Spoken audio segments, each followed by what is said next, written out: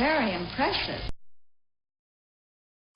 Breathing through the mouth causes dry mouth, which increases the risk of mouth and throat infections and reduces the sense of taste.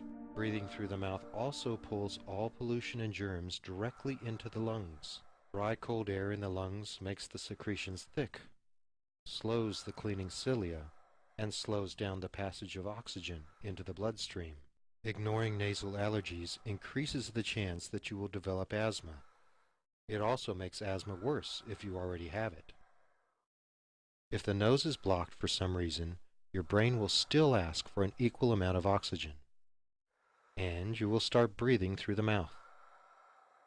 When the mouth is open, the lower jaw is likely to fall backward, and your tongue and soft tissues sink down, narrowing the air passage. Due to the narrowed airway, the soft tissues will start to vibrate, and if incoming air is insufficient, you will breathe harder, thus causing a turbulent airflow resulting in loud snoring vibration.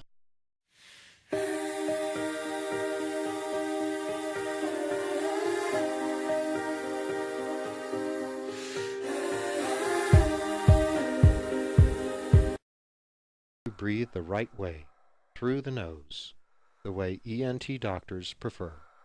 Thanks for joining us, and we'll see you next time.